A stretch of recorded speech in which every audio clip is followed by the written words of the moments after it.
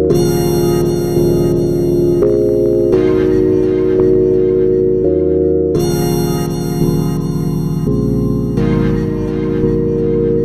right, welcome to What About This, episode 9. We're back after a little bit of a break. We kind of took a little bit of the summer off for some travels and for some other stuff. So we're back, though, and this episode we are talking about comedy and the role of comedy in society. So we hit a couple different topics. We talked about sort of political correctness and the boundaries and why comedians and comedy sort of get a pass on that sort of stuff. We talked about the different types of comedy and why we like them, why we don't like them. But we really tried to get into what is comedy and why does it do what it does, which is what we've come up to. Is just like how is it so good at sort of revealing truth and revealing some of the deeper things that we see or that stand-up comedians see and reveal to us.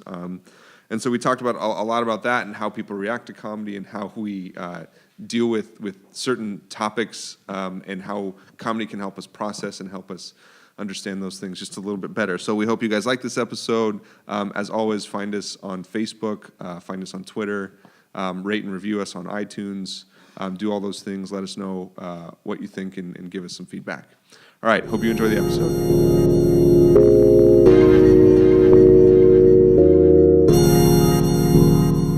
Brink here from Super BS, talking about the things you know you love and the things you'd love to know. Join us weekly for a podcast about video games.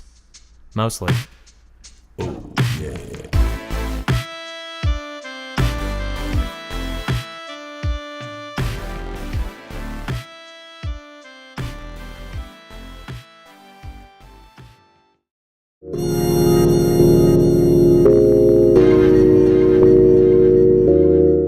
Welcome to What About This, episode 9. Today we're going to be talking about comedy. So about a month ago, my wife and I went to see John Mulaney, a brilliant stand-up. We went for our anniversary. He was out here, out on the West Coast, doing just a quick run.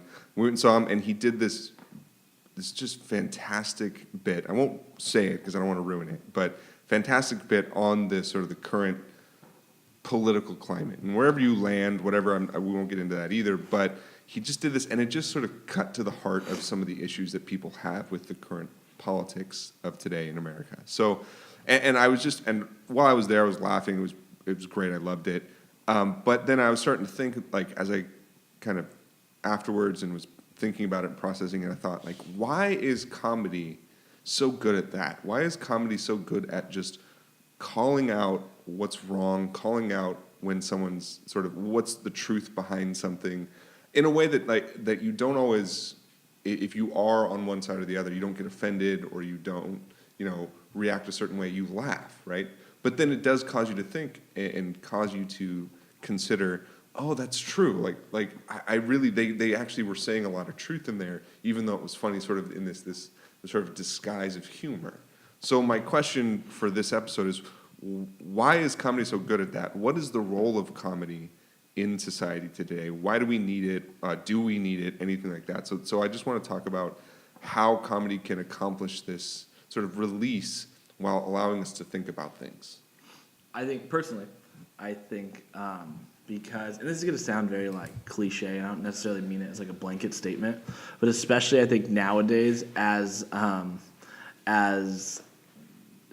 we live in a time that's very like sensitive and very, I think the best way to put it is like not wanting to look in the mirror or say the wrong thing or believe the wrong thing. And so when you bring something up in like a comedic way, then it takes the edge off of the news. Right. Like for example, on like SNL, Weekend Update. Right. Weekend Update is great because it is serious in that it is delivering news stories in the way that like, hey, but if you think about it, here's what's actually happening. Right. And like, so what it's doing is like the Weekend Update, while we're like, everybody's cracking up and because it is funny, but it's not necessarily funny what they're saying. It's one of those where you go, oh, it's funny because it's true. Right. Do you think also it's because people like to see other people get called out on things? And I guess comedians kind of get more of a a free pass when it comes to Right. saying things that other people are thinking but are too afraid of offending people, so they don't say it themselves. Yeah, it's like I think part of the laughing is like a yes, thank you, like finally, like somebody is like actually saying it instead of just delivering the story or talking about this certain topic and not. They're laughing because somebody is finally saying what potentially a lot of people have always been thinking about one topic or another. And honestly, in the other way is they say it in a way that, even though we've all been thinking it, they say it in a way that we didn't think of before. Or they say it in a way that it becomes so natural, like, yes, that's exactly what I was thinking. Travis, you and I have talked about this, especially with like one of the greatest stand-up comedians, Jerry Seinfeld, right? Amen. And we'll talk. So one of the things I think of with Jerry Seinfeld that I've noticed is like he's what I would call the smartest man in the room comic.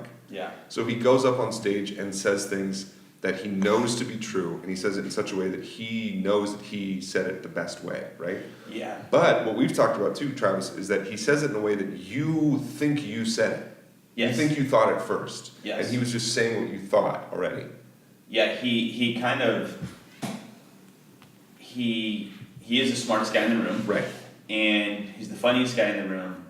But as part of his genius is he makes you believe you thought of it first. Right. So he I guess generously he generously brings you into his world and realm and Right. helps you see things that you unconsciously knew, Right. but he brought them to your consciousness. Right. It's the same thing with Kramer. As I finally realized, if we're gonna just go with Seinfeld for a minute, Yeah. is the genius behind Kramer. Because I didn't think I'm a big slapstick guy, but what I realized is I like genius slapstick. And Kramer is the genius slapstick. So there's an episode where there's a light shining from a restaurant, like a sign, and he opens the door, if you've seen the show, and he, in Kramer fashion, flies back. And I realized what Kramer was doing in there was what he was doing was he was, in fact, drawing out the emotion, like what you feel. You wouldn't do it because it's ridiculous. Right. That's a ridiculous reaction because we control those emotions or those reactions. And he tapped into, with his body, exactly what you feel when you walk out of a movie theater, Right. or when you walk into a crazy bright light, or whatever it is. And so you look at that and you go, oh my gosh, he tapped into something true. And I think, I don't know, but based on even what you're saying with stand-up and Josh's question, I mean, to Kyle's point about SNL, is comedy gives us a platform that we need. It's a therapeutic. Right. And so we have decided as a society that those are certain circles or platforms via sitcoms, via if you go into a stand-up, look to be offended. Right. But what it does is it almost goes, hey, we're all going to come together tonight, and what we're gonna do is we're gonna agree that this guy might say some offensive things to one person in here or another, and we're all agreeing that we're gonna be cool with it. Right. And I think at the end, and where I kind of want to go, is comedy actually is just speaking truth. Well, and here's the great thing too. Speaking of like being offended, and Jerry Seinfeld, if you watch Comedians in Cars Getting Coffee, when he is with Bill Burr, and Bill Burr brings up the topic, he says, "You know what's funny?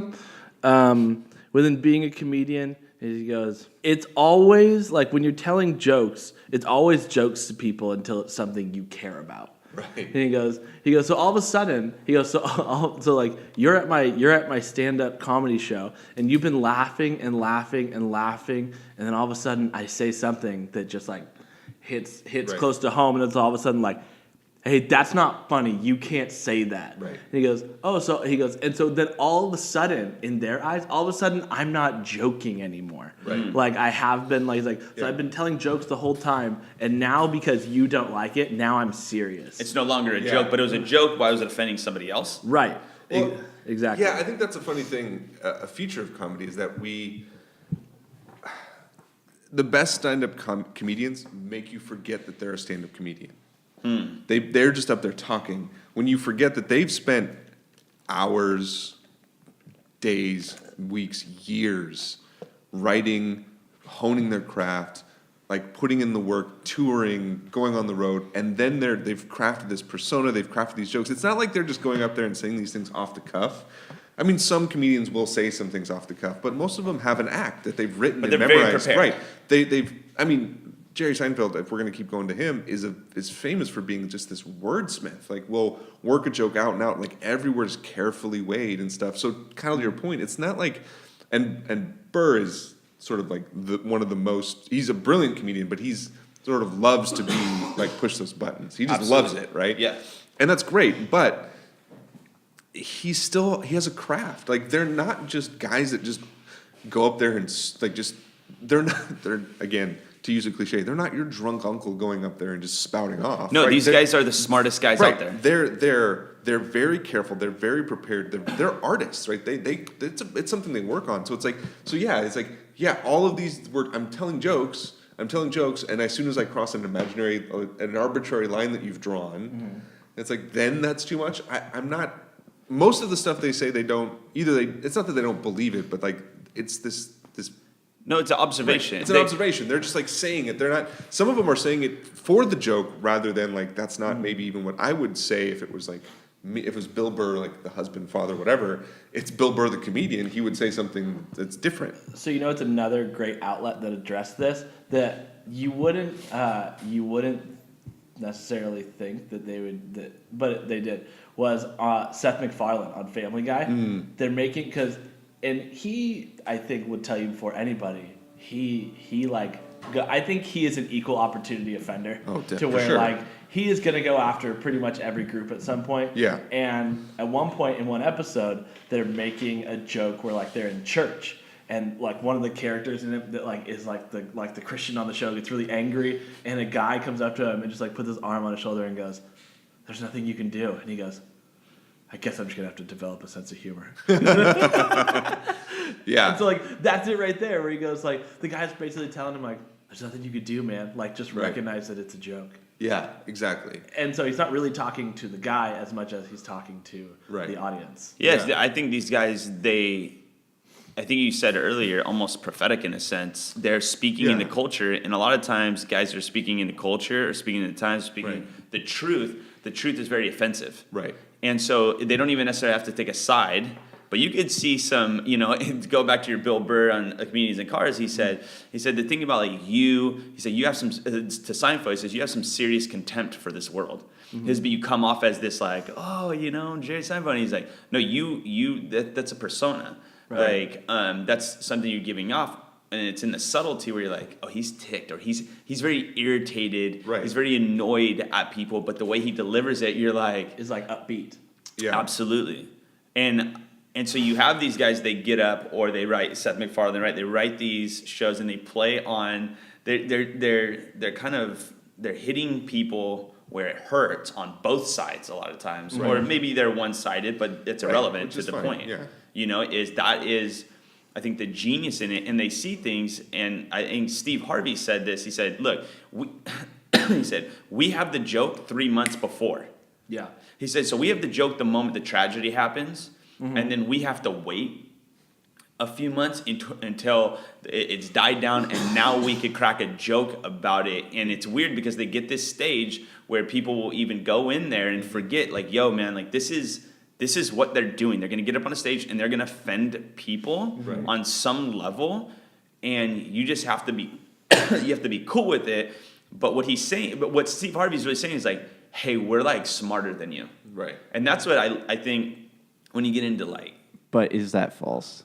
I mean, they do see the world in a different way than we do, I guess. I think that they choose to be comedians so that they don't have to censor what they're really going through to a degree. I think that's part Right. I think that's a big part of it too. Is they are number one. It's possible that they are smarter, but what they are is more bold. And man, I could have thought of something maybe messed up to say about that situation where people will laugh, but oh, they're actually saying it. Right. He'll actually say it. Yeah, you have to say it at the water cooler to your buddy Steve. Right. You can't go viral on it because You can't send an all company email. yeah. Right. No, all staff, man. But I think there's something here that and this is where so I listen to a lot of comedy podcasts, and I've been a stand-up comedian stand-up comedy fan for. I almost thought you were going to tell us you were a stand-up No, comedian. I thought you were No, pausing nope, too. nope, Like nope, I think you nope. said, and I've been a stand-up Nope. comedian. I was like, I've been a are you fan of serious? comedy. What can't you do, Keith? I've been a fan of comedy for a long time. My brother and I like accidentally saw the very first episode of South Park. We didn't even realize it. It was just a cartoon that came on, so we started watching it. And we Comedy Central, all these things. We watch stand-up specials. Do you think you could be a stand-up comedian, Keith? I don't know. Probably not. Not a good one. I could get up on a stage and attempt to tell jokes. Mm-hmm. I don't think people would like it. Well, if this happens, we'll let everybody know. We'll probably have you at the live show. Yeah. I can see you like telling a joke, and then 3 minutes later they'll finally get it, and they'll be like, "Ah." It's too late. I'm really interested in comedy. I like hearing comedians' processes and stuff. And so one of the things that I think is a constant sort of debate or conversation among comedians is like, is how much should or does comedy have to push boundaries? Like, and I would say like So tasteful stand-up, if you will. not just but like there are certain topics that we as a culture have considered taboo we never discuss, and you will routinely see comedians come up with bits on just those topics, right? Yeah. So it's like and like one of my favorites right now, and I'm not going to recommend any or all of these comedians to everybody, and this is when I would say like don't like jump and go see this, like run out and find this guy's stuff, although he's great. So if you just check him out. Know your limits. Yeah, know your limits. His name is Anthony Jeselnik, who is just like a brutal comic. Like he will just destroy like any of your most sacred subjects. Like he will just take it and just ruin it for you. I think he's hilarious because of that. Like it's almost in the uncomfortableness that you have to laugh. But so it's like, where is the should comedy have boundaries in this? Like, because it is about speaking truth, and a lot of times it's about speaking truth to power. Because we can talk about whether comedians can be funny only speaking about people in power. Can you ever be a good comedian kind of talking down to people or speaking like making fun of people who don't have power? And we'll talk about that. Do you think though that there's almost a pressure on them to do stuff like that? Well, that's kind of what a lot of them talk about. How like some of them won't, some of them will. I mean, some of the best comedians like Brian Regan, Jim Gaffigan are fairly clean, They're not that they're not controversial, but they're fairly straightforward. Like they don't try to push that kind of envelope. They push other envelopes of like. Well, every comedian has somewhat of an agenda, right? And an agenda. They have their own their what you might call their lane or like their genre or whatever. Mm-hmm. So I'm wondering like, is comedy only comedy when it's pushing boundaries? And I don't mean like is it funny? I mean, as an entity, as this thing we call comedy, does it need to have this boundary pushing, this envelope pushing limit? Like, do we need to have them do that, or can it be funny? Even can it be comedy? Can it be what we've been talking about, speaking truth, without that? Well, I think speaking of Brian Regan, he's a genius and in his approach, and like you said, he doesn't. I think a lot of times people think of the cussing, dirty joke stand-up comedian. You're like, I don't find that funny. I find that anti-intellectual, and I think comedy at its best is when you have these guys who are thinking through these issues, almost like anybody can make a dirty bathroom joke. Right. Everybody has access to that type of humor, which is funny, but not the best type of funny. Yes, yeah, like, but it's I don't know. It's like it's like someone giving you a nickel, right? You know, but it's like like when thanks, but when your son Tyson poops on you, that's kind of funny. For people watching, I'm sure. For me, like if I saw it live, I would be funny for me. That's not the best type of comedy, but it's that's funny. situationally funny. It's not, but it's not funny to hear another grown man talking about another grown man pooping on him. Yeah, I guess I don't know. That I also, mean, there has also bit of that sentence started, and I didn't know where it was going to end. I was nervous for you. But what I'm saying is, bad, like crass humor like that is funny, but it's not in your sense. It's not like Brian Regan funny, who is just one of the geniuses. Yes. Okay. Yeah. I'll admit. Yeah, for sure. Like there is the So the fart joke. It's elementary school funny. Yes, absolutely. So I think when you get into these, you're talking about boundaries in within comedy. So that's another even boundary or kind of, if you will, territory. But I think at the very core is, I would say comedians are tapping into, which is the observation part, they're tapping into something that is true. And Brian Regan has this bit about growing up playing baseball, and they teach us, hey, better, swing better, swing. And then he goes, where do you use that? Why did they teach you to do that? You use that in a court of law, like, sue, lawyer, sue. And so the genius there is how silly, how ridiculous it is for us to chatter. All right, let's hear some chatter. And he kind of goes into that bit.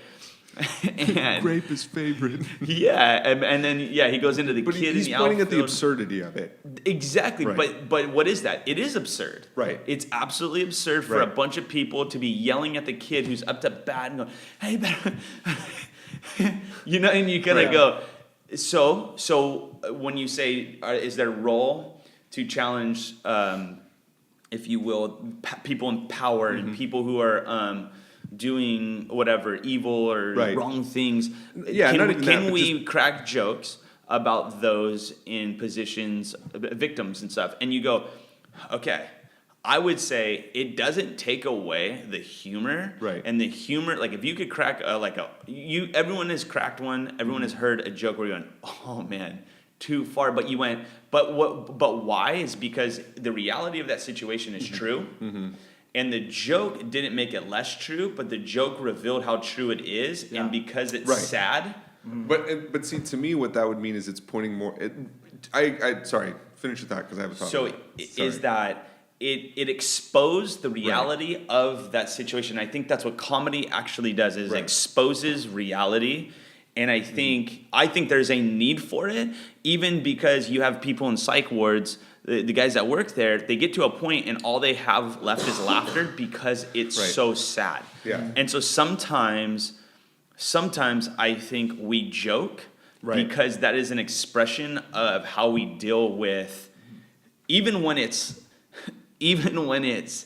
sad, even when it's like you can't go there, man. Right. And you go, what you're doing is you're avoiding the truth. Right. But I think you have a responsibility I would say, I think culture, like in a society, and maybe even these guys, they have a responsibility to not misuse their genius. I would agree. Mm-hmm. And no, I was saying like what you were saying, talking about like touching on things that are sad is I believe that some people like rely on comedy to go like, man, that's actually really sad, but the fact that there's like this joke coming out of it is like, it helps. I think like what I love on going back to Weekend Update, and you said like everybody has like that drunk uncle. They have a character that is drunk uncle that is like, in reality, like that drunk uncle in your family might actually like cause a lot of problems. Right. But like within that character, in that sketch, you go, that's so funny. That's my uncle. Okay. Like, So just a quick point. Sorry, yes. to your point, to every point. So another comedian, Jeff Ross, who's known as like the roast master general, because if you ever, again, he's one of those ones that are like, if you struggle with like harsh comedy or whatever, maybe not go see him. Did you know that Jeff Ross made fun of me one time? No, but yeah. His line is, because he's done a couple of really interesting projects lately. One was like, he did a roast in a jail. Yeah, in a prison. Like, he went and roasted prisoners. Which to talk about this, roasting like possible victims, or not even like victims, but people who are out of power, right? Who are completely powerless, right? But he said, his line is, you have to laugh about this stuff or else you'll just end up crying, right? So there's going to be something that's going to happen when you think of a situation. You're either going to cry or you're going to laugh.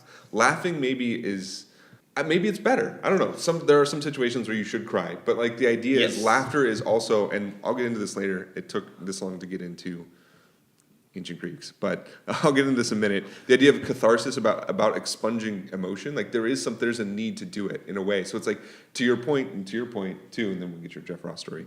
You have to laugh about this stuff or else it'll crush you. Yeah, well, and so what Kyle's saying, the drunk uncle thing is, I think everyone who goes, I have a drunk uncle, we all feel like we're a part of this, even if it's sad.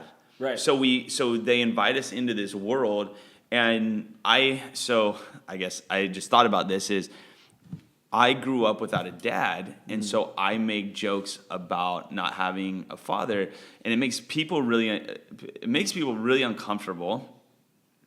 But it delights me to know I am. I mean, when I love you're you, when, and once this is great. once I invite you Right, into the right, world, exactly. I've heard some of the best fatherlessness jokes, and I appreciate them. But back to, I think, Jeff Ross's thing is, where I disagree with him is you do need to cry about life, but you also Right. need to laugh about Right. life, because Right. that is really Yeah. there's both sides to it. And I think, dude, you kind of go, dude, drunk uncle, that goes, I love my uncle and I'm seeing him lose his life. Right. But there is a humor behind it, in that, like, that is a thing. Right. That is a thing that a lot of families deal with. Right. And so you kind of go like, hey, there's a lot of people out there that are struggling because they grew up without a father. Yeah. Hey, but like, hey, there's actually, but we can actually crack jokes about it, and you won't crumble. Right. Like, but only if you can deal with the fact that this is real life. So comedy kind of, I'm just gonna keep going back. It exposes real life. Right, no, it Dude, does. like Pete Davidson, man. I hear like a lot of people don't watch SNL anymore. I feel like maybe I'm one of the only people. So Pete Davidson, it's just too late. the young guy, Yeah, the you're young one guy of the on only SNL, millions. Yeah. The young guy on SNL, he was with Snoop Dogg, and there's a video of him going, Snoop, I saw Soul Plane, and that is the worst thing that has ever happened to me involving an airplane. And if you don't know, Pete Davidson's dad died in 9/11. Yeah, he has a lot of those types of jokes. Yeah, though. Like, That and is great. that is to my point right, Right. there. Is Uh-huh. he's not pretending. Right. He would never say, "Oh, I don't care." Right. Oh, that's funny. He's going, "There's a joke there." Yeah. But he is cutting to the core, especially like how uncomfortable he's making Snoop Dogg. Right. Number two, that he knows that fact about it. And number two, he's saying, that's how much I hated Soul Plane. Wait, what was your Jeff Ross story? I want to hear that. Oh, my brothers and I were at the Hollywood Improv.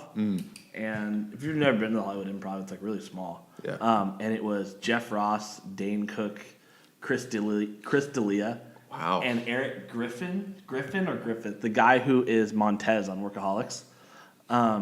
And I told my brothers, like, listen, let's just not get put in the front row, because everybody in the front row gets made fun Just of. get I was wearing my roasted. black brimmed hat, and so like I already look very, Roastable. yeah. Hollywood. I look like a rabbi. Oh, you were in that. Okay. Yeah. Like you I had was your thinking long about hair. Yeah. And so I was like, so I'm like asking for it. I know this was a mistake. And so they're like, okay, like party of three, and they got us. Our feet were on the stage, like the very front. And so he walks out and he's just like, oh, shalom, we got the rabbi and his Uber driver here. Like, it was just anytime he would look over in our direction. Which is a whole nother discussion Yeah. of within, even just in everyday life, getting roasted. Yeah. And ability to get roasted. And we meet these people, which is, you know that this guy who is the king, he's the king of roasting, Right. He's gonna go in on you. Right, and so you have to look at it like this. I know it's not like he doesn't. It's not like he doesn't like not like me. He doesn't even know you. You're right. He actually doesn't like you. He doesn't know. He doesn't know you, It's not and he that has no doesn't- opinion. It's not that he doesn't like me. Yeah, he doesn't care about me. Yeah, Right. you're neutral, man. You're You're a prop. Yeah, I in was just his- saying, you're a prop in his show. And Right, that's fine. It's not like, and so that's part of it too. Is a sensitivity to the audience, not to be like, hey. I'm He'd be like, person. he'd be like, you obviously know that like I don't know you. Yeah. Yeah, but he also is going, you obviously know you look like a rabbi, right? Yeah. And so if you don't know that, or if you reject, or you Well, gotta you don't kind of want go someone to tell you that. to tell you that, like, hey, dude, like, go look in the mirror and be honest, because you're gonna. So I think there's these getting back into being offended with comedy too. Is you see this in when you're in a group of friends, or you walk up into the circle, especially like high school kids, and certain groups of friends where you're walking up, they're gonna roast you.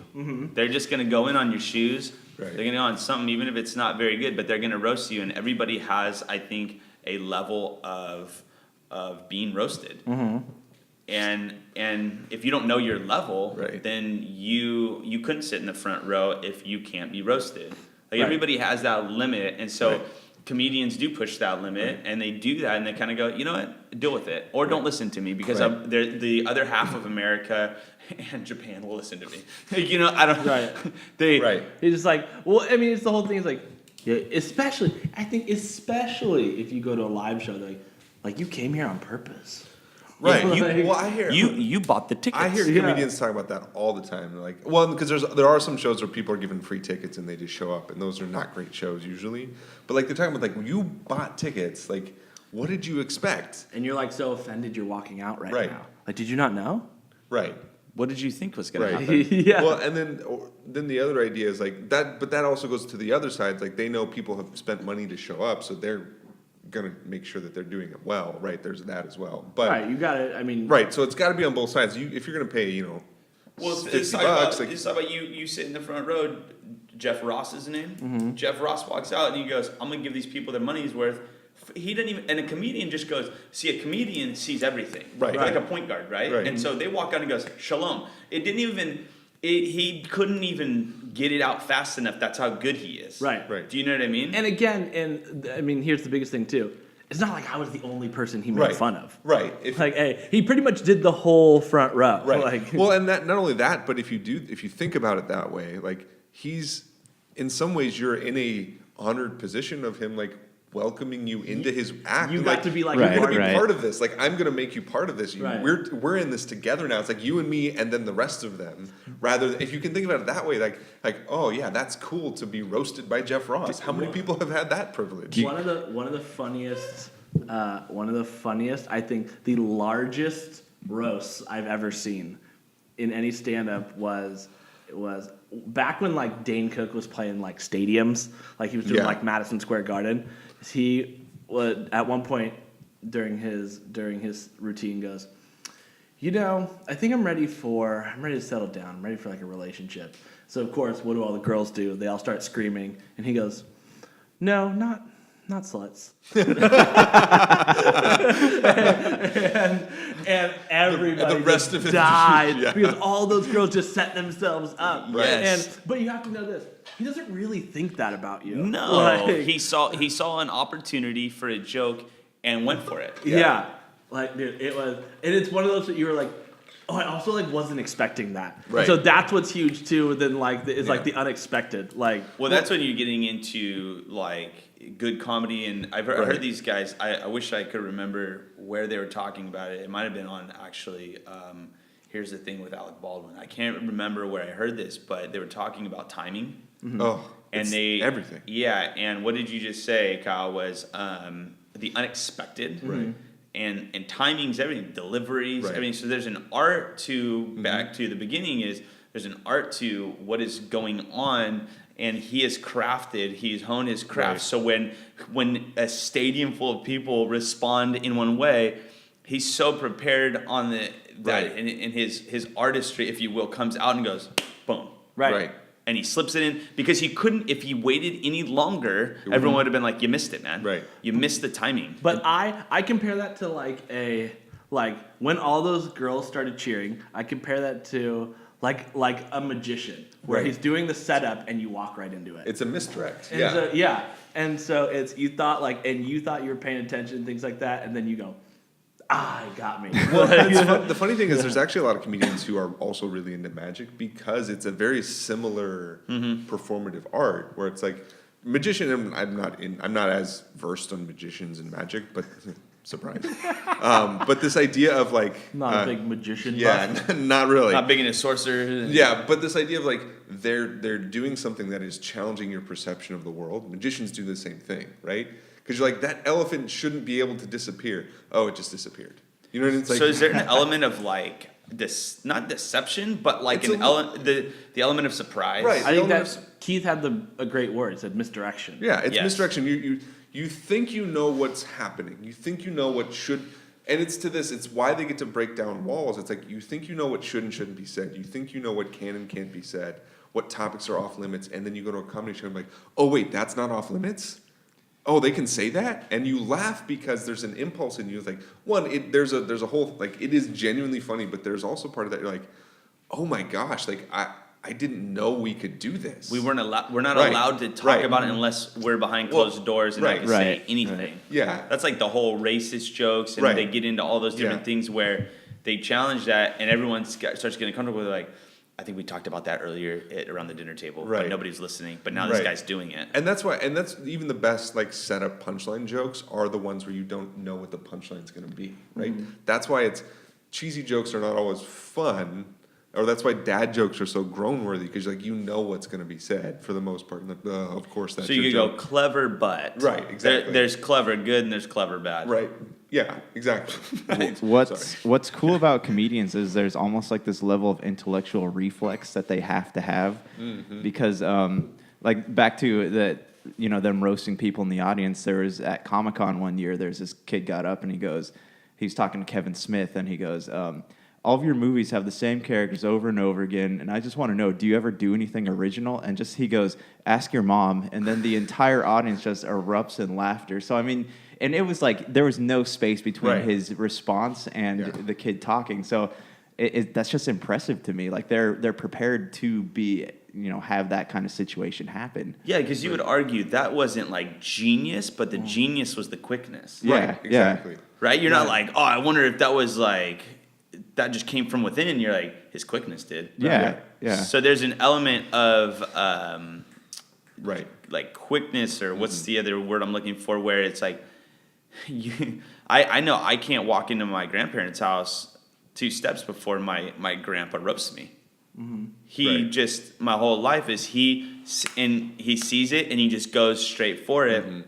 And then he also, I think there's an element to funny people where they also have this ability to kind of like, I don't know, deconstruct. Right. You kind of go, but I like him. Right. Yeah.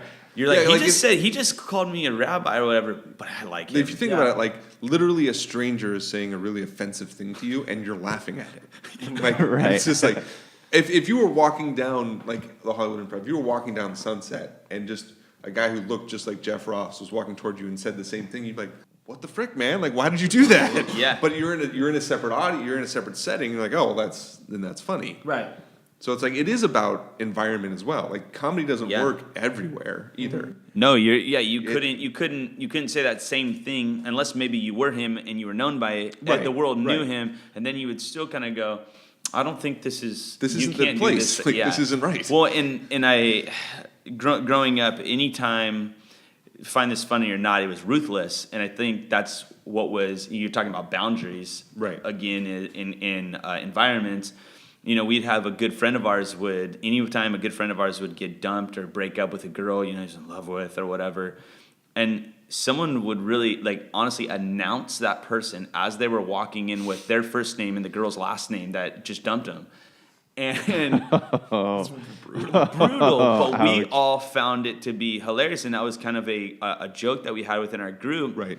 And we would just absolutely rip each other apart with the depths of our soul. Like the things that touched us most were not off the table, and that was the kind of group that we were in. And so if you weren't in on that and you couldn't handle that in that environment, but you wanted to be involved in that Right. environment, you have to come to a place and go, I know who I am, and who I am is someone who cannot handle that. So if you can't handle that, you can't go to a improv Right. club. You Right. can't watch it because you're going to have to turn the TV off because you go, they're offending my pseudo Right. whatever, Well, Daniel Tosh says, if you have ever used the phrase, there's nothing funny about, and then insert whatever, Right. he goes, we probably wouldn't get along. Yeah. right. But you know what's? I think part of that is looking at that context is like you had a group of friends who decided like, look,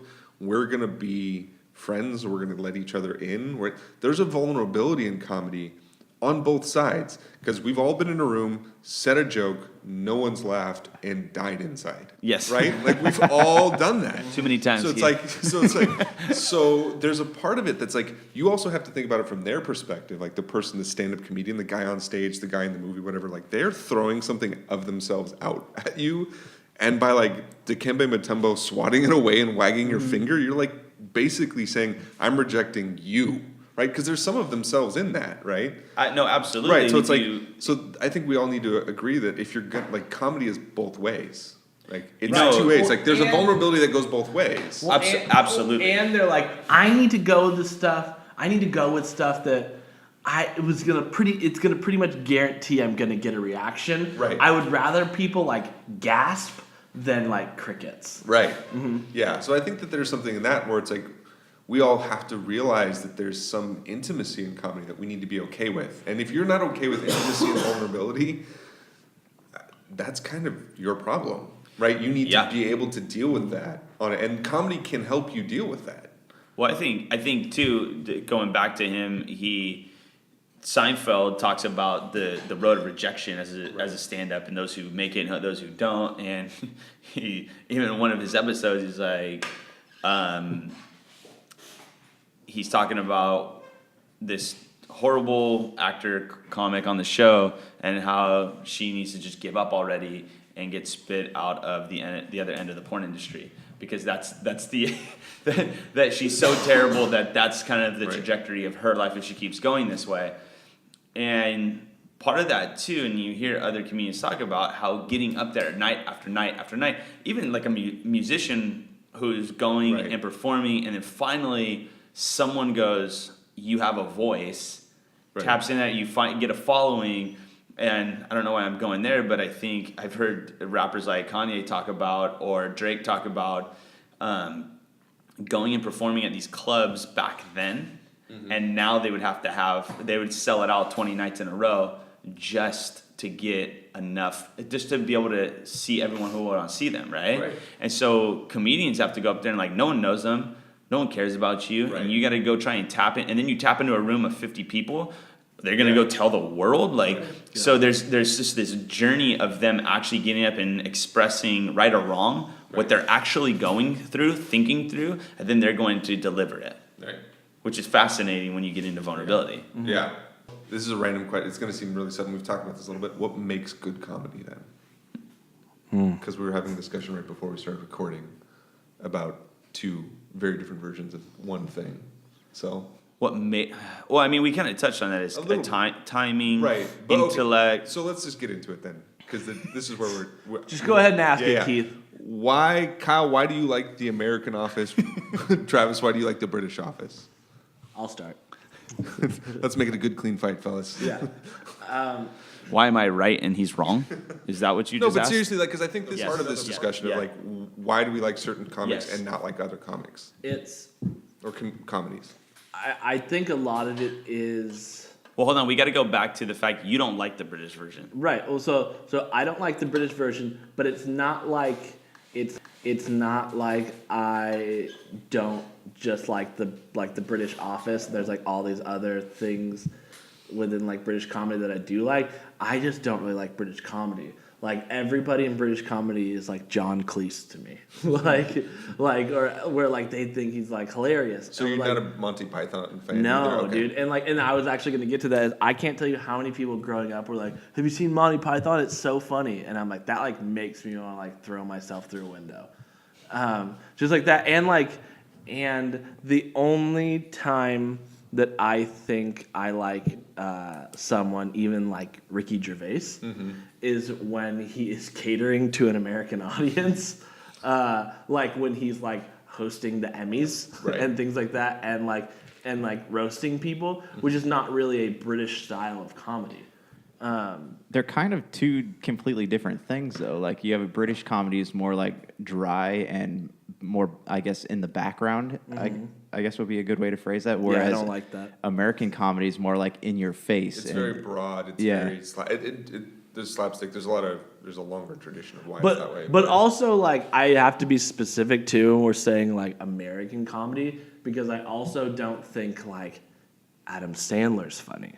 Like, really? I thought he was funny, like older movies, like Happy Gilmore, Billy Madison, things like that. Oh, yeah, his older stuff, I can right. get down with those, but not like grown-ups. Right.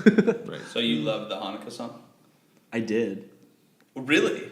But I was also That's terrible. I was like 12. That's I was like silly, 12. though. I was too. It's silly though. No, you No, weren't. you If I was weren't. 12, You were like 18. you were like 24. Yeah. Wait, You how just old? turned 27, dude. That's why I like, got 5 years. Yeah, you have 6. That's why I tell people when Travis says our age, the first thing I say is, we are not the same age. You just look old, man. Yeah, I know. I look young. I know. Well, so here's where I'm coming from is going back to I think and you know it's funny I've never seen was it Mighty Python? Monty Python. You've Monty. never seen any of them? Monty Python? No, you I would, haven't. You would love him. I don't know. I don't know that I've seen clips and it didn't draw me in, but I also think there's a time and a place in which that things hit you at different seasons. And so I feel a little bit like if you don't like the British version, your palate hasn't advanced. Oh. Well, But here's where I'll be fair. Subjective beauty. Yeah. Yeah. Yes, now we're Josh. back. We're back. Here's the thing about when people say, oh, the British version of The Office sucks. I go, that's the show, though. That's the show that you actually like because the American version came out of the British version, consented to doing it, stole all the jokes, characters, awkwardness, or whatever you love about it. What I'm saying is, I know that the American version actually has funny things in it. Right. And I'm not even saying I wouldn't like it. My whole point is why would I watch the lesser version or listen to the lesser version of greatness? That's what I feel about the British version. But so here's my But you've never question. have you ever watched it? I have. I've watched several episodes. When did you watch it? Within the past couple years. Okay, and so and here's the other deal too is when it gets into this American Office, it seems that on the if we were gonna go do a mass poll, the one that you loved the most is the one that you saw first, and what you do automatically is you compare the two, which if anything, if you're gonna do comparing, you're gonna go you robbed it, you didn't rob it, but you were told yeah you could do this on the American level, and then it developed into 13 seasons or whatever. And so, probably I don't know, one too many. But yeah, that's an American television thing. But I think there's again, I'm gonna get into this is when it gets into comedy, I think there's echelons of comedy, I think that there is for me, I like smart comedy. I like things which is a very arrogant statement, but you go. Things that it's a very humble opinion. It's a very humble. In my very humble opinion, I like smart comedy. Go ahead. But that's so you kind of go these guys that are making bathroom jokes. Yeah. But tell me something good. I want to think. Mm-hmm. I want you to invite me into a genius, and these geniuses are doing that, and so you kind of I think you go. I think the British version. I just don't even understand how you can like the American and not like the British. Can we talk for a sec real quick, though, how genius as a writer you have to be to successfully adapt a British TV show into an American TV show and have it be successful? Well, so here's what I was going to say. Okay. I think there's a difference between liking something and respecting something. For example, I see it like this. The original iPhone versus the iPhone 7. You can't have the iPhone 7 without the original iPhone. And so you have to respect the innovation and what went into creating the original iPhone. But then you go, but look at where it is now. It's obviously better. It's not better though. Which is in your humble opinion. No, but what I'm saying is, I think that. And so I would say, if it was so good, how did it only go 2 seasons? That was his plan. That's a British television thing. It only goes 2 seasons. They usually only go 1 or 2 seasons. Well, he says I'm gonna do 2 seasons and a Christmas special, and that's it. It wasn't because it didn't do well. No, but most people cried over it. Peaky Blinders was originally a BBC thing, and it only had 1 season. That was the whole point. A lot of them only go.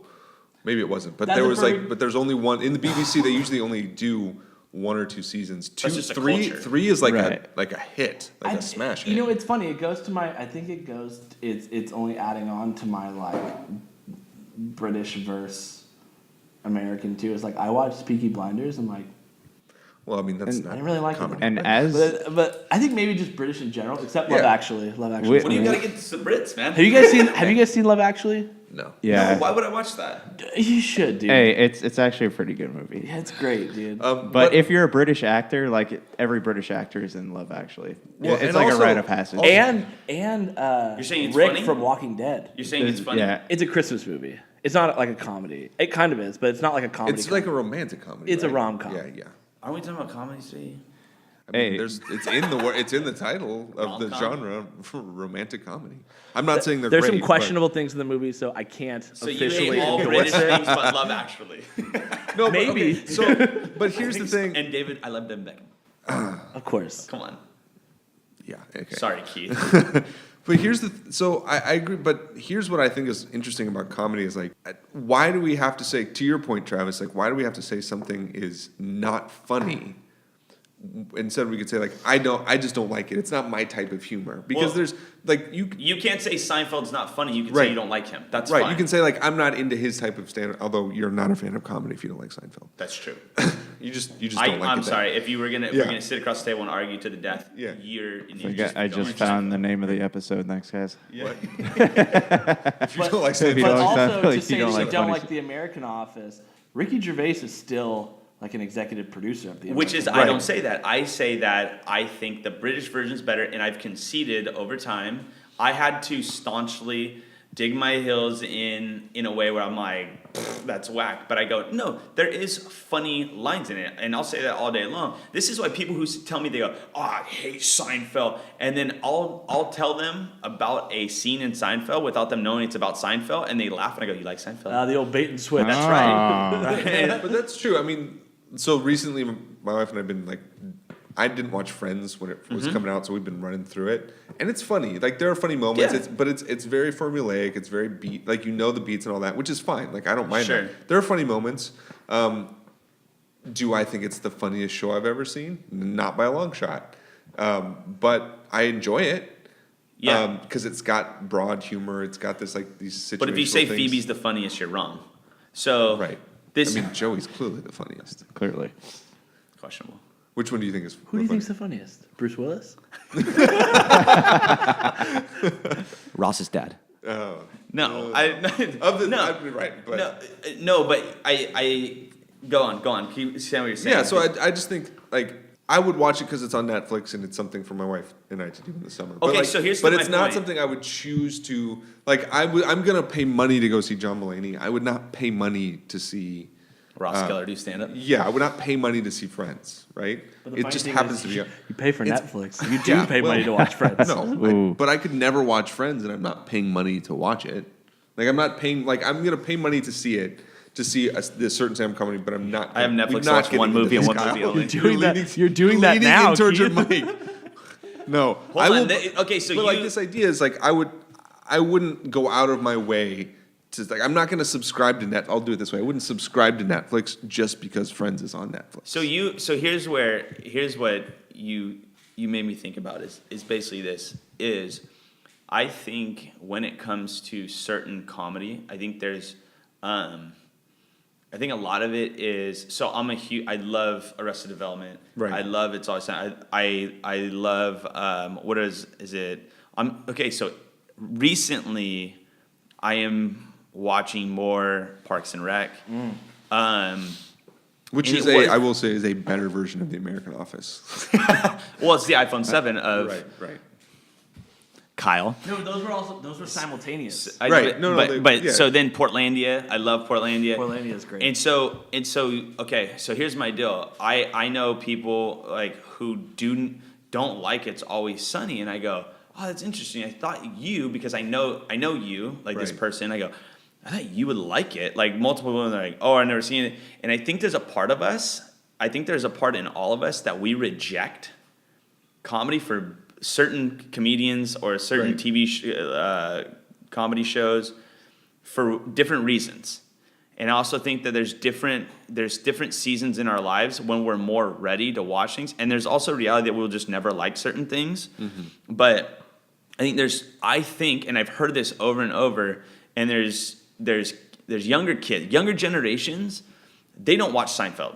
Mm-hmm. But all of a sudden you'll meet this like sophomore in high school who's like loves Seinfeld, and I go, you're a special person. Hey, That is true. There's something There's special true. about you, and I'm telling you, this goes back to it's a level of intellect that this kid has, Right. that he can hear the voice of Seinfeld and recognize the genius involved in it. Now, someone who says that's not genius and goes, and I don't like it, I go, there's something wrong with you, Right. because you have to say like, no, it's quality. Right. We can say that's a quality comedian. I just don't care. I see that millions of people like, and there's something about that You know, person. I wonder if it's this. I wonder if this is part of people's reactions when they say like this person isn't funny, is they don't want to be told that they don't like comedy or that they don't have a sense of humor. Because everybody, it's funny because like people will readily admit that like maybe they're not as smart as other people. People will readily admit like they don't like certain things or don't like Yes. horror or whatever. But it's hard to meet someone who will like openly admit I don't have a sense of humor. And when you tell someone like if you don't like Seinfeld, you don't like comedy, people are like, no, he's just not funny. Like, no, he is funny. You don't have a good sense of humor. I People think don't want to hear that. No, but I think that's a part of it is I think people are limited in Right. But do you think like that's- honestly. But do you think that's part of the reaction of like he's not fun? Someone like that is when you say like someone like that is not funny. I think a lot of times people want to be the one who discovers it. And so if I didn't discover it, then I don't want to admit. I want to be the one that tells you about it. I come across these types of people, especially with music. Hipsters. You go, hey, check this song out. Comedy hipsters. Comedy Yeah. hipsters. I mean, of all the I've heard, listened to, talked to some comedy hipsters. Of all the types of hipsters, they're pretty bad. Yeah. Comedy hipsters are pretty Would bad. you say? I had a question. Would you say that a lot of times too, with like when somebody doesn't think like Sunny is funny, Sunny's funny. When somebody doesn't think like It's Always Sunny is funny, or like Family Guy, do you think a lot of times it's because it's pretty crass, and so like especially within like a Christian community, you're like, I don't think I'm allowed to think that's funny. I don't even want to get into. You know what I No, mean? yeah, that's a That's a really whole good other point. and topic. but you made me think of associations. So it's like inside, you're like, but you're like, I am not allowed to laugh at that. Yeah, but you're dying. You're gonna go over to your buddy's house that your parents let you go over and watch the show. You're not allowed to. You're gonna go to your friend's house to watch The Simpsons because you're not allowed to watch The Right, Simpsons so at home. you're holding in a laugh and like literally just physically denying that it's So funny. I think a lot of times, to your point, is I don't even know if this is what you're saying, but I think a lot of times we stop ourselves from liking something because we've associated it with something that we've decided isn't, for whatever reason, and you haven't given it its due. You haven't sat there. You haven't and I'll go back to music. I know for me in music, to give a fair shot at an album, I have to be in like the right state of mind. Right. Because what I don't want to do is ruin the opportunity of me encountering a great album. Right. And so there's and that's just, I know that's me. That might not be everybody, where I almost started rejecting this one artist because of this one thing or this other part of that person. And I went, oh, that was dumb because I was missing out on this great music, all because I had an association, or because I had to feel the need to compare the two, or to make sure that like my first love is better than, I can't replace it. There's this nostalgia. There's this kind of and going back to it, there's this personal thing when you tell someone you don't know comedy if you don't like them. It's like, well, that's not the best approach. Invite them into it. And that's why I do these subtle things with Seinfeld, because I want other people to be in on how genius he is, and Larry David's writing and all that. And I would even say there's the first 4 seasons of Curb Your Enthusiasm with Larry David I thought were incredible. And then I started losing interest. I don't know why. I don't know if I felt like they weren't doing as great of a job for me personally, or because it was a new season in my life where I was interested in something else. Right. Do you think, too, that it's like a lot of people will say that they don't like something because they're too stubborn to give it a try? Like, at the same... Exactly. If someone tells me, they're like, hey, you need to try this new Rocky Road ice cream, but I'm like, I really like vanilla. I don't want to do that. So if you're like, hey, you need to listen to Seinfeld, and they're like, I prefer Dane Cook, but they don't want to give it a fair shot. So they say it's not funny without even giving it a try. I'm Exactly. afraid the thing that you're suggesting is going to be better than the thing that I already like. And what that does is Yeah. it says that I don't I'm not the one that discovered. There might be many variables to that. Just a natural rejection. Right? And so it's like the moment you tell me, "Is this what I should like?" You gotta, don't tell me what I should like. Right. So you're also gonna actually like try and not like it. Which is that was my point, and I can admit that because I've seen it in myself. Right. Whereas I probably will never sit down and commit to the American Office, but no longer because I need to go. Nope.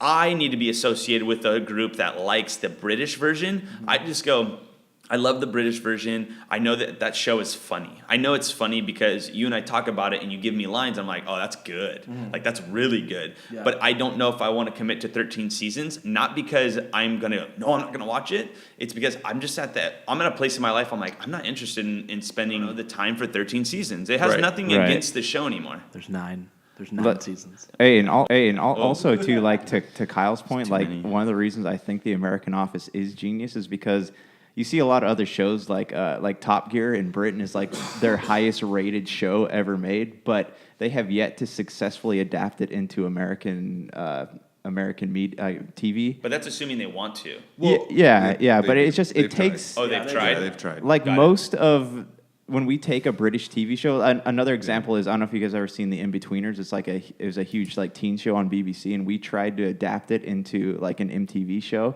It failed after 2 episodes. So I think that it does take a level of genius to successfully create an American version of a British television what is it? show. Top Gear. Top Gear's one. Then it's there's comedy, but It's about cars. I would push back and I'd go. I would say this is obviously there's a genius in that, but I would say it's because the genius is the show, and the show is just a mirror image, and that like comedy, what he tapped into was a new voice. Right. Like within the Office, and I would say I guarantee you Top Gear is just a trash show. Top Gear is like Triple D for cars. Diners, Drive-ins, and Dives. You know what I mean? It's not like a sitcom or something like that. It's like guys it's a reality show. But interview guys and test out cars and things like that. The 3 guys that do it are really funny though. Right. Well, so what I would say is I think the reason there is and I think to Travis's point, like you don't need to do an American version of that kind of show. Just import the British version. Right. Like just show the British version. Yeah, on that's American such an TV. American thing to even think. Like we need to. Right. But what I'd say is I think what the only reason I would say something like The Office did need to be adapted is because I'm sure office culture in Britain and America is different, right? So they need to adapt it to some degree, right? Sure. But my point, what I was going to say is like I think this points to something else in comedy that we have touched on, but not really. It's like kind of what you were saying, Travis, how it touches into truth. Like there's a good comedy has a certain universality to it that should be able to transcend those sorts of boundaries of language or culture or anything like that. Like there's some sort of nugget in it that can and should be true to a lot of people, right? So again, a lot of comedians, there's difference between, there's like LA comedians, there's Chicago comedians, there's New York comedians, then there's like Midwest comedians. Like there's people who, and the best comedians can adapt their act to those audiences, right? That can or their act is so transcendent, like Jerry Seinfeld, that he doesn't have to adapt it.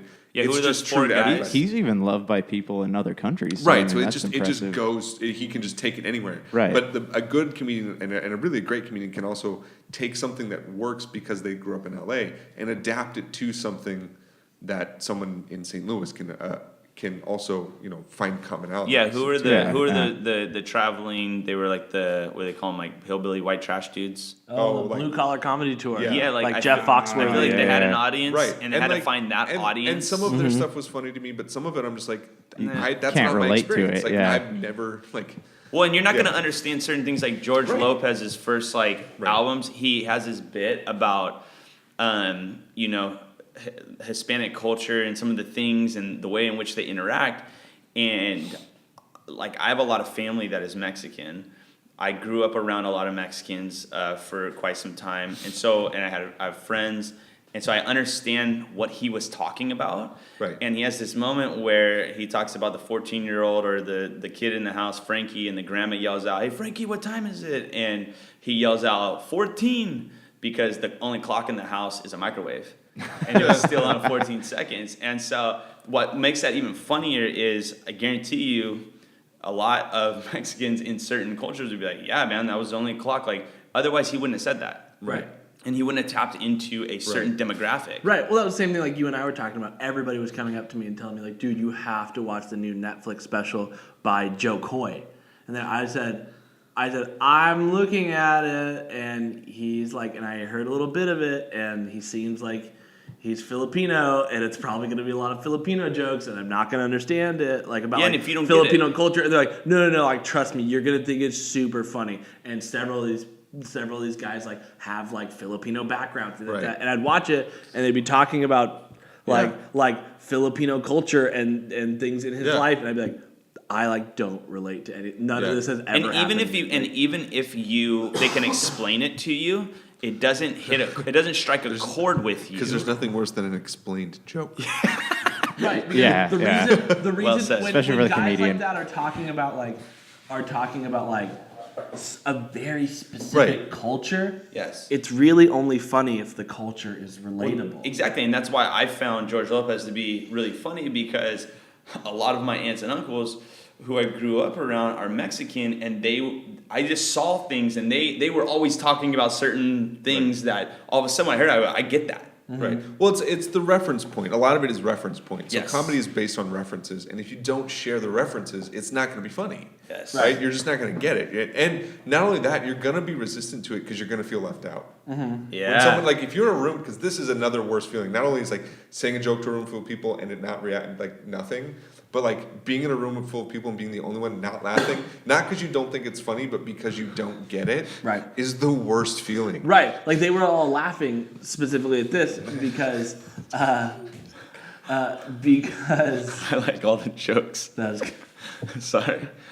they were all laughing because like Joe Coy was like there was some sort of like slang, Right. like half Asian, half like gibberish, like not really a real word that they were using for male genitalia. Okay. And as he said it, like all these guys I was with were cracking up, but they're all cracking up because they're like, that's like what my grandma used to say. And I'm like, my grandma never. He said like they called it like his pock pock or something like that. And, I'm like, and so maybe you're hearing that right now and you're laughing because you're Right. like, that's funny. But I was sitting there like, this is the first time I'm hearing that. Like, White grandmas don't talk about no, genitalia. no, Yeah. yeah, no. I think I would be horrified if my grandma even mentioned my genitalia. Yeah. And so certain like things like that, where I'd be like, that's just like I understand that's funny to you because like you grew up, and so like hearing that again Right, is like right. hilarious. But I'm sitting there like, this is just like not landing with me, Right. like just because I'm new.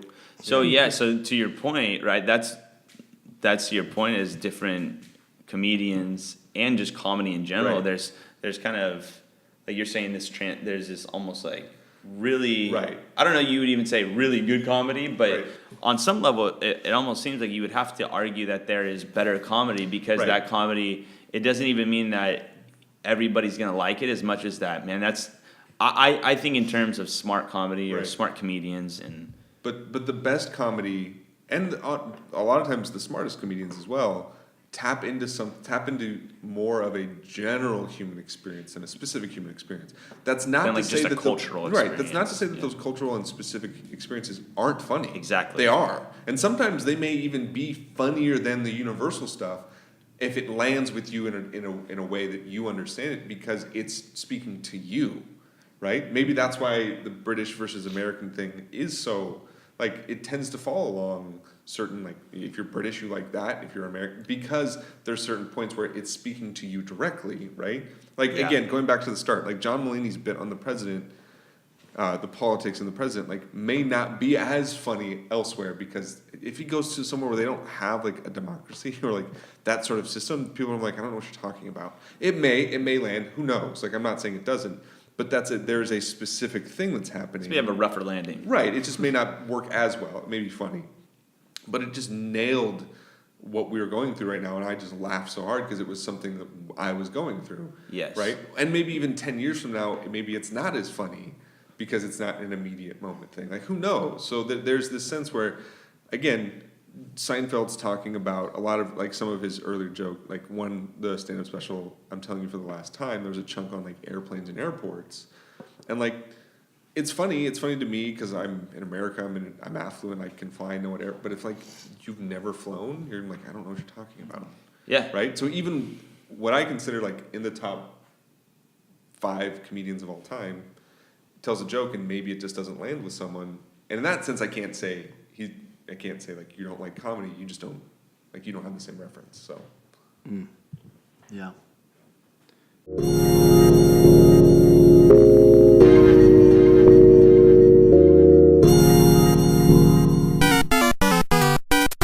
If you're tired of sifting through flea markets for rare and unique games, we can help. Retro City Games in Henderson, Nevada, only 5 minutes from the Las Vegas Strip, has all your favorite gaming staples, classics, and a wide selection of rare games with new stuff always appearing on our shelves. Come in and chat with Nicole or Doug about your love of games and watch as they help you complete your collection or find your childhood favorite. And don't forget, Retro City Games loves trade-ins. So if you have any Nintendo, Super Nintendo, Sega, Xbox, PlayStation, or even PC games, come in and visit Retro City Games today. Welcome to the new metropolis of gaming, Retro City Games.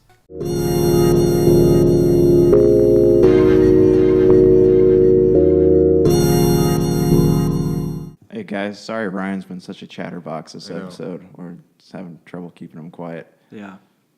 By the way, Ryan's not here. Yeah, Ryan he's flying back from Colorado. Colorado. Probably right now. He's probably in the air. Speaking of airplanes. Classic Ryan. Classic Ryan. Just a jet setter. Yeah. The trendsetter. So we're going to have a live event. So if you've enjoyed the podcast to this point and you're in the Long Beach, Orange County area, I guess if you're farther away, you can drive. Can you say the Greater Long Beach? Greater Long Beach area? In the Greater Long Beach You can area. come from anywhere. You can come from anywhere. But if you're in the area around Long Beach State, we're going to be having a live event on September 29th. It's a Friday. It's going to start at 7, and it's at, am I saying the location yet? Hope Community Church. Yeah, Hope Community Church. Do you want me to give out the address, or do you want to wait for promotion on that? Yeah, we'll put all the details Okay. out. We're just, putting details out as we Check. solidify them. Check Twitter and Facebook Yeah. and all that. So if you wanted to come to a live event, we're going to be having maybe some music, maybe a different speaker, and then ending with a live "What About This?" And we're probably going to be doing some question and answers. So if you've had some burning questions that you wanted to ask the 4 of us, bring them out. We'd love to see you. Keith will be doing a live autograph signing. That is not true. In a 3-minute stand-up bit. Yeah, and maybe some stand-up comedy. Do not make me It's do too that. late. I think once If you ask him to, he if will. you say it on a podcast, it's I now didn't it has say to it on a happen. podcast. No, I I said said it on just now. We just sold 6 tickets after you said that. So Thanks, Mom. The lines are really lighting up right now. Anyway, So yeah, September 29th, right? Yeah. September 29th in Long Beach. Be on the lookout for that. It's gonna be awesome. Yeah. Anything else, Travis? Anything else? Yeah, I'm putting you on the spot. Yeah. Hey, Travis, is there anything else you want to say? Do you want me to pray for us? Just gonna pray us out real quick. The only thing I felt like was appropriate at that Oh, I don't moment. know. Does Josh and Keith want to advertise your other podcast? Okay. I don't know. Fam- Somebody's feeling hurt about This this. is family business happening right now. Apparently, Kyle is super upset that I decided to maybe record another podcast with some other friends of mine. Yeah, I have other friends. I don't think it was I don't think it was that it's happening. I think it was how I found out. I didn't tell you that one. No, yeah, I found out. You're double dating. I found out via Facebook. All right. Well, yeah. Clearly, we're gonna have to have some. Hey, Travis, can you? He give us asked me to be on it. I was like- rejected his. Travis, can you be doing some couples counseling for Kyle and I? I feel like we need it. You're like, Over we're the gonna. This would be the best if it was just like we're gonna be doing another podcast. It's gonna be totally different from this though. It's gonna be Keith and Ryan and Travis, and we just have like this other 4th guy. But it's Totally different. It's gonna be called "What About That?" You wouldn't like it. It's the other guy's named Kyle, but it's not this Kyle. Yeah. yeah. Don't worry. Yeah.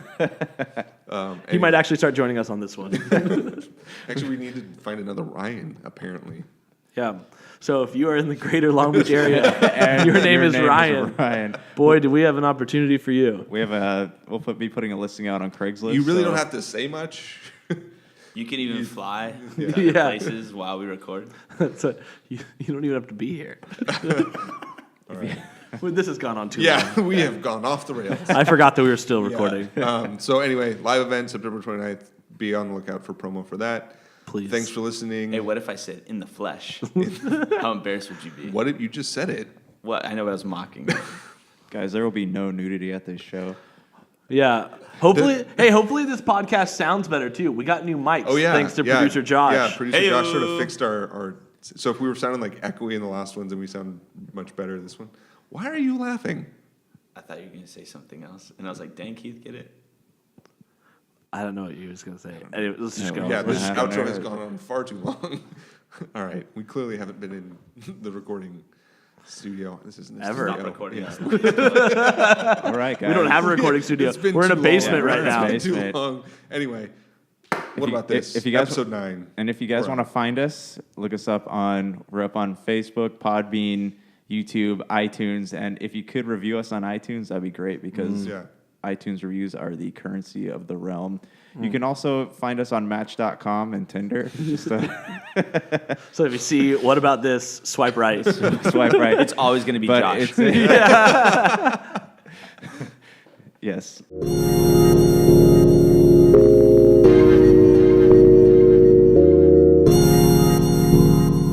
Hey everyone, venture into the pop culture cosmos today, where you'll hear our conversations on different topics within the world of movies, TV, video games, comic books, technology, board gaming, and more. You'll also get a taste of some of our other shows within the cosmos as well. So come on and join us each week as we delve into the pop culture cosmos.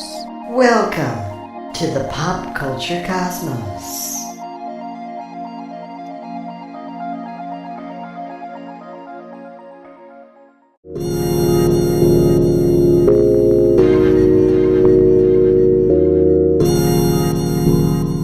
That to us people that can feel things, it hurts.